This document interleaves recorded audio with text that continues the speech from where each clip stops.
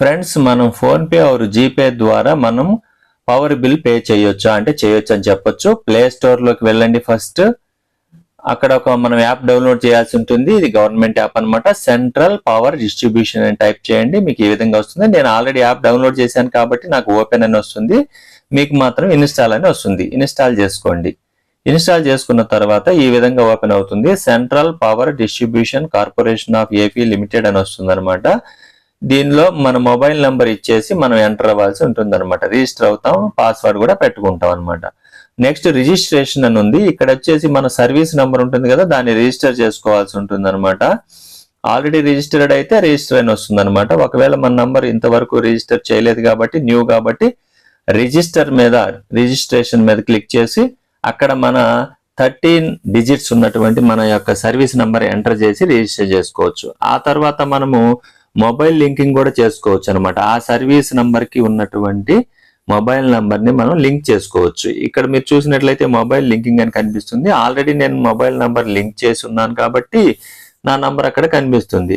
ఒకవేళ మీరు లింక్ చేయాలంటే పక్కన ఉన్నటువంటి 3 డాట్స్ మీద క్లిక్ చేస్తే అక్కడ మొబైల్ నంబర్ ఉంటుంది. దాన్ని చేంజ్ చేసుకోవచ్చు అనమాట. ఆల్రెడీ నా నంబర్ ఉంది, దాన్ని నేను అప్డేట్ కూడా చేసుకోవచ్చు. ఇంకో నంబర్ కూడా ఇచ్చుకోవచ్చు అనమాట. ఇక్కడ ఈ విధంగా అప్డేట్ కూడా చేసుకోవచ్చు, కొత్త నంబర్ అయినా ఇవ్వచ్చు అనమాట. ఇప్పుడు గనక మనం బిల్ పే మీద గనక ప్రెస్ చేసినట్లయితే బిల్ పే అని ఉంది కదా, అక్కడ గనక క్లిక్ చేస్తే ఈ విధంగా వస్తుంది. మనం బిల్ ఎంత పే చేయాలి ఏంటి అని మొత్తం వస్తాయి అనమాట.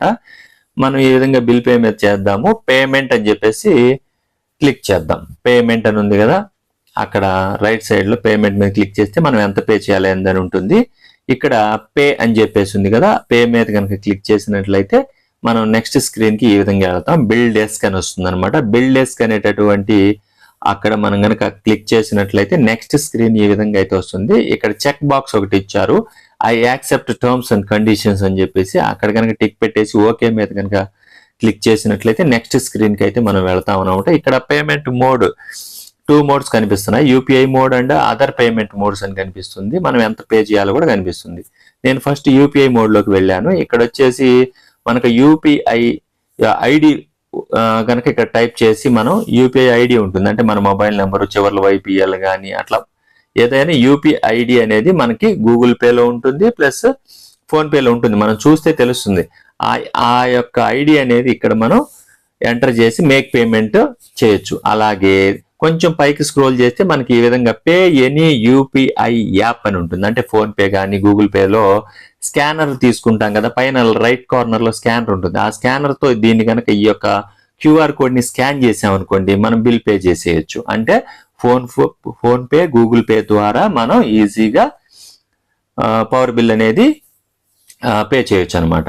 ఇప్పుడు నేను అదర్ దాంట్లోకి వెళ్ళాను. అందులో క్రెడిట్ కార్డు ఉంది, డెబిట్ కార్డు ఉంది, ఇంటర్నెట్ బ్యాంకింగ్ ఉంది, వ్యాలెట్ ఉంది, క్యూఆర్ ఉంది, యూపీఐ ఉంది, అలానే జీపే కూడా ఉంటుంది, అంటే గూగుల్ పే కూడా ఉంటుందన్నమాట. కాబట్టి వీటి ద్వారా మనం ఈజీగానే పే చేయొచ్చు. పే చేయకూడదు అని చెప్పేసి వచ్చింది, కాకపోతే ఆల్రెడీ ఇవి మన పవర్ డిస్ట్రిబ్యూషన్ వాళ్ళకి లింక్ అప్ అయి ఉంటాయన్నమాట. ఇక్కడ నేనేం చేశానంటే క్రెడిట్ కార్డ్ ద్వారా చేద్దామని చెప్పేసి అనుకున్నాను. ఇక్కడ క్రెడిట్ కార్డులో డీటెయిల్స్ అన్ని కూడా ఎంటర్ చేసేసి మనం మేక్ పేమెంట్ కనుక క్లిక్ చేసినట్లయితే మన యొక్క నెక్స్ట్ స్క్రీన్ ఈ విధంగా వస్తుంది అనమాట. అలానే నేను వ్యాలెట్లోకి వెళ్ళాను. వ్యాలెట్ అంటే ఏంటి, మా ఎయిర్టెల్ వ్యాలెట్ కానీ, తర్వాత మొబిక్విక్ వ్యాలెట్ కానీ, ఎస్ బ్యాంక్ వ్యాలెట్ కానీ, ఇలాంటి వ్యాలెట్స్ ఉంటాయన్నమాట. ఆ వ్యాలెట్స్ ద్వారా కూడా మనము పే చేసుకోవచ్చు అనమాట. ఇంకా అదర్ ఆప్షన్స్ ఏమున్నాయి చూద్దాం.